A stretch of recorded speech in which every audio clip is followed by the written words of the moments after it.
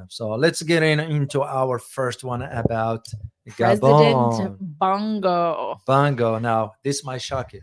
Okay. Yeah, Miss, Yeah, tell you I'm ready. something. I would love to be shocked. I'm ready. When I was a kid, Yeah. Yeah. I still remember Omar Bongo. Mhm. Omar Bongo is this guy's dad. Dad, yeah. Omar Bongo has been in power for 42 years. Crazy. And the last image that I saw of him Yeah. was with what's his name? The former French president Jacques Chirac. Mm-hmm. Jacques Chirac, who Yeah, used Jacques to Chirac. be the I mayor remember. of Paris, Yeah. became president, and Omar Bongo. That's how far it goes. Wow. Now, here is the thing that I want all of you Mhm. guys to understand, because this coup, you can call it coup again, or you call it revolution. I'm Right. starting to call them revolutions I understand why. because when you have the public support, and this is exactly what Mhm. they did it, which has happened yesterday, by the way. Yeah. This one has the two angles to it: geopolitical, of course, because Yeah. it's going to change the landscape, but also economic. Mm-hmm. Because if you know one thing about Congo, Yeah. and I think I did dig enough to learn about it, and I will share some videos with you, some photos and videos. Of Mhm. course, Elizabeth has some. What is Congo is known for. Here's the thing: Mm-hmm. it's a member of the OPEC, Yep. oil producing exporting countries, also rich in oil, gas, as well as reserves in diamond, uranium, and gold. And manganese. Yeah. Which is apparently used for technology. Yeah. So you put that in perspective, Yep. and you said to yourself, why all of a sudden the European Union send in? Right. Yeah. So for the Congolese individuals, people, that's Mhm. why they are supporting the military who Right. decided to take over. Right. As a matter of fact, the head of the military who did the revolution or the coup, whatever you want to use the term, he already said it. Yeah. He's not interested in power. Yeah. What he's interested in is to ensure that, because the elections, which, by the way, I have an image of the current president, who is the son of Omar Bongo. Let me share it with you Yeah. guys. Jim Rohn once said, "Take care of your body. It's the only place you have to live in. Nothing is more important than our health. That's why I am so excited to bring to you our sponsor for today, C60 Evo. This is something I believe in very much, and when I didn't have my health, nothing else mattered to me except getting it back. Now that I have it, I protect my health every single day.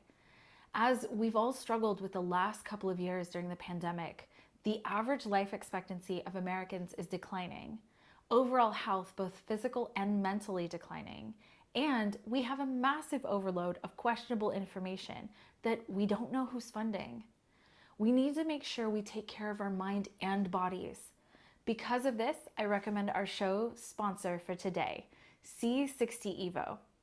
You may have heard us talking about it, and I can tell you C60 Evo is now part of so many people's daily routine.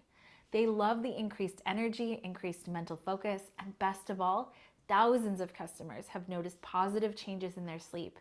Here's why you should try C60 Evo's olive oil product. First of all, it's manufactured right here in America. It's based on Nobel Prize winning chemistry, and it's supported by peer-reviewed published research, including a longevity experiment where the test subjects receiving the C60 Evo formula lived 90% longer than the control group. It is the only supplement on the market that you take in the morning and experience energy and mental focus during the day, and then positive sleep that night. ESS 60 delivers more than 172 times the power of vitamin C as an antioxidant. C60 is a known antiviral, antioxidant, antibacterial, and anti-inflammatory remedy. C60 Evo can slow down the aging process by reducing cellular damage.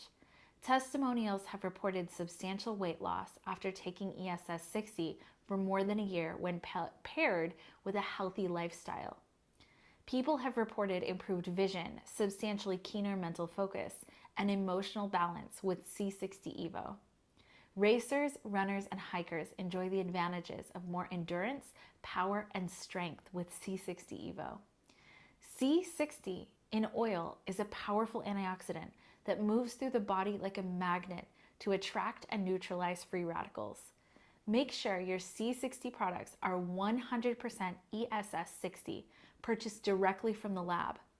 Go to my link, c60evo.com/geopolitics. Take advantage of a 20% savings by going on a subscription. You can cancel anytime. And make sure to use the coupon code EVGP for an additional 10% off.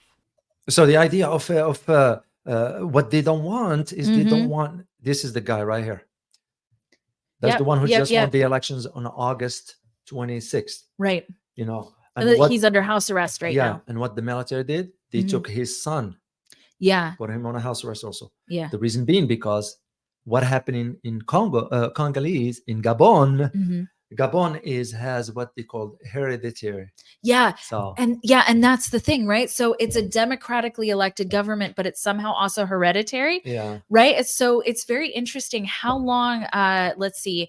So his father was actually in power right before him. So his family has been in power since I think the 1960s. yeah, 42 years. 42 years. And now he's also in power, but somehow it's still democratically elected. And I think that's interesting. That would be like if George W. Bush was elected immediately after his After. father, George Bush, Yeah, and then we called that democratically elected. yeah. Is that really democratically elected? No.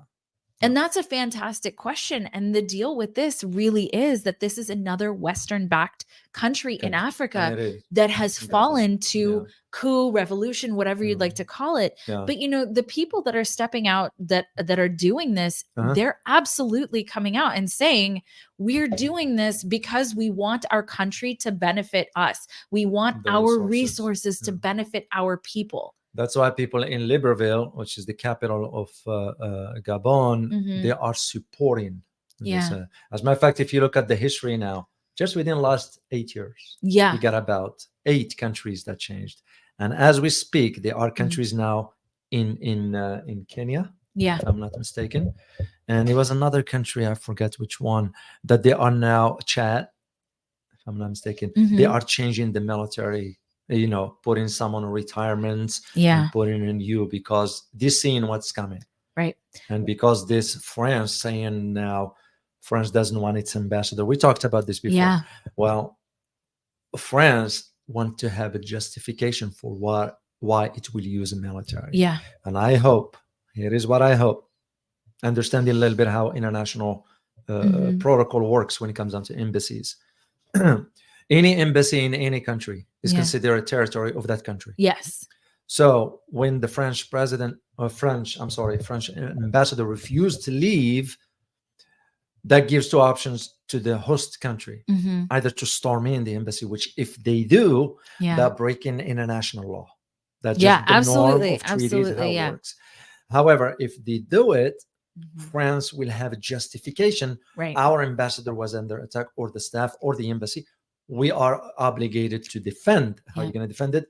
By allocating military, which will open up the door. Yep. That's what I hope Niger will think twice before acting. Yeah. Because the deadline has passed already. Oh, yeah. I think it's like long past by a couple of days. Yeah. Sunday, yeah. So, and this is why now you tie this, like I always say, I don't like to repeat myself, but I say it. In geopolitics, nothing happened in vacuum. Absolutely. So the EU, by stating we're going to send civilian and military, you put the dots together. This is where analysis comes in. Absolutely. Is to understand. This is not about democracy. No. It never was. No. This is about access to resources and countering the presence of China and Russia in Africa. That's what it's all about. So much that you just said is really important. Yeah. Let me play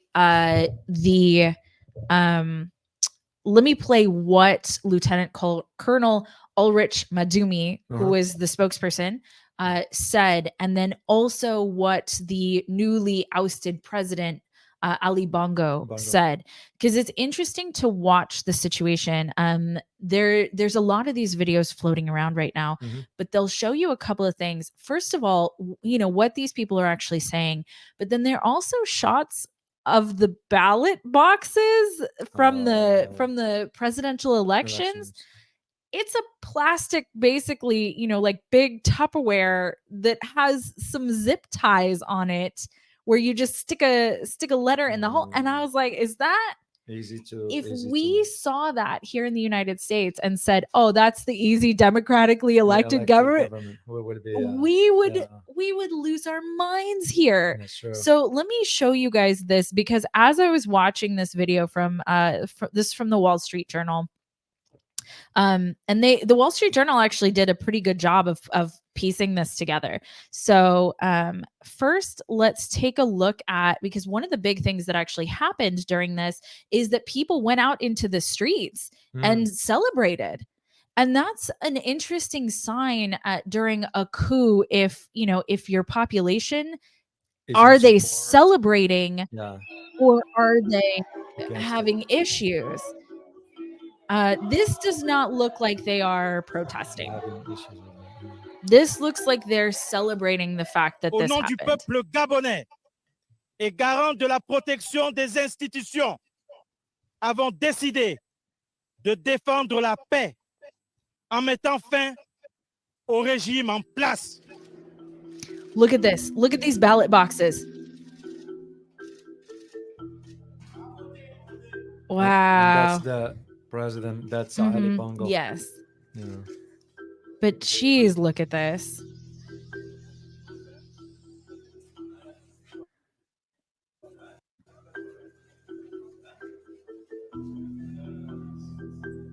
If people in the United States saw that this is the way that this voting was taking place, I mean, to each their own, obviously, but clearly there would. Oh, here's his speech that we have all over the world, to tell them to make noise, for the people here have arrested me and my family. Okay, I just wanted to share that with you guys because this is, what is it? A video's worth, a picture's worth 1,000 words, but a video is worth millions, right? And so what are we watching really happen here in this situation, Well, it's the changes now that's taking place as I said earlier, Africa it's now or never. Because if they don't, they deserve it. I mean, how long? I mean, we haven't had any policy for us, at least, towards Africa, and it was never intended for really sort of helping the continent to improve despite its resources. And this is why the European Union doesn't care for Africans. They care for the access to resources. France, nuclear power plants. If they want for uranium from Africa, I don't know where they're going to get it from. Well, and that's a fantastic question. And this really comes on the heels of, like we were talking about earlier, this comes on the heels of the fact that we now have severe natural gas, more or less, oil and natural gas shortages for Europe. And one of the things that we're going to talk about later is the fact that, the British government basically said to Brits, you guys have to turn off your heaters in the evenings to conserve, without saying we're kind of screwed. This giant pipeline that was supposed to be built coming from Africa into Europe, the pipeline from the United States into Europe, and Nord Stream 2, which was sabotaged. They create, right? But also it's due to their own failed policies. Oh, absolutely. They followed blindly. Why would you follow policy that it's going to lead you to the dead end and end up crumbling your economy? So absolutely. It's their fault. It is, but the people are paying the price for that. So instead of sitting there and telling them, this is why this is happening to you, we're hearing, it's because of, climate or whatever it is, right? Absolutely not. Absolutely not. And so apparently Africa is not doing that either. So this is coming on the heels of something very important that you just mentioned. And that is that China and Russia's influence in Africa now, specifically the region where all these countries are starting to have coups, has increased substantially. In fact, before this happened, their trade with China, China was their biggest trading partner. Not France, not the US, not other European countries, but China. So now we're seeing Wagner's influence. We're seeing Chinese investment in Africa. And all of a sudden, they have the strength and the courage to start overthrowing these colonial governments. And the colonial governments like France, for example, they're saying, oh, well, we're doing such a great job, taking care of the people. We're doing such a great job. But if you go look at even go look at the video that I just showed, the condition of the average person versus where Bongo was living.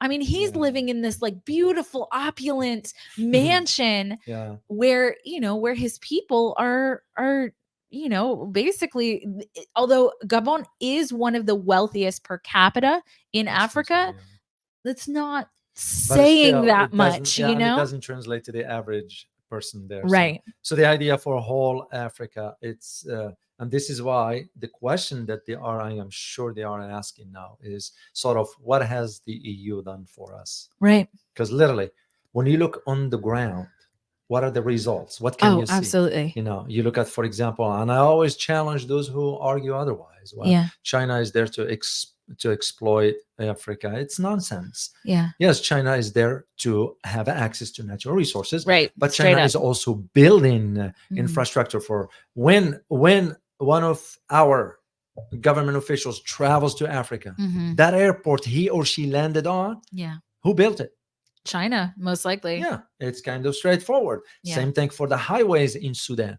Who built them?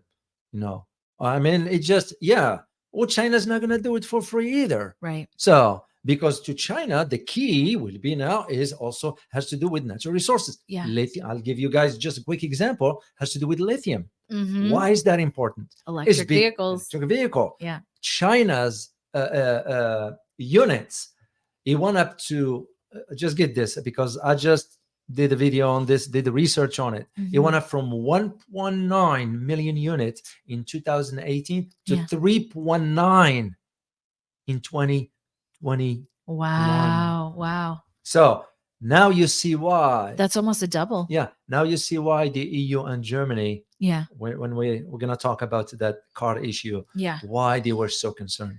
But of course, you have to have access to lithium. Right.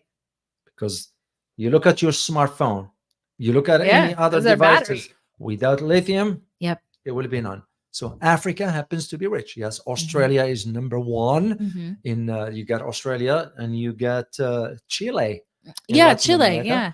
But you don't hear much about Chile because the infrastructure. But Africa, that's what China is there. But Africans are okay with that because it's a win-win. Right. Africans do not see this with the EU. Right. And the best example with France. When you go to France, every light bulb that is produced, that electricity produced through a nuclear power plants in France, with the uranium coming from Africa. That's a fact that it's just been that way. So Africans realizing, okay, we've had it.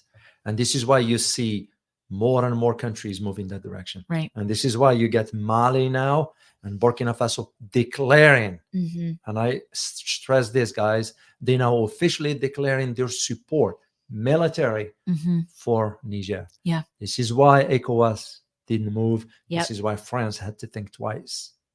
Well, and France isn't, so, they're taking a strong stance, but they're not really doing anything about this situation, right? Like they didn't send, as far as I know at this particular moment, they didn't send in troops. They didn't send in anything. And they actually only had, I think it was 350 soldiers on the ground because Where? they did Where? in Gabon. In Gabon, yes. Yes. Because they have 1,500 in Niger. Yes. Niger, they have more, but Gabon, interestingly enough, has sort of been pulling away from France has been pulling away from Gabon for a couple of years, which I think is very interesting because the sentiment in Gabon about the French is pretty bad as far as we've gotten reports on. Yeah. And so this is just, but Emmanuel Macron, President Macron, said that they were stressing out about it and that they support a free and transparent electoral process. So and John Kirby here, from the spokesman from the US National Security Council, said the situation in Gabon was deeply concerning to us, but that embassy personnel and staff and troops were all safe. Everyone was safe.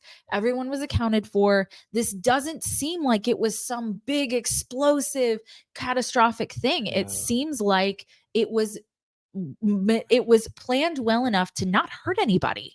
But also, you have to always assess when you do those kind of issues, you have to always assess the reaction. Yeah. What's interesting about this, the reaction from France or the Western world in general towards Niger, compare it to that to Gabon. Yeah. Day and night. Interesting. Completely. So a reaction sometimes tells you a lot. That's like what we just did. And I'm be curious to see the reaction.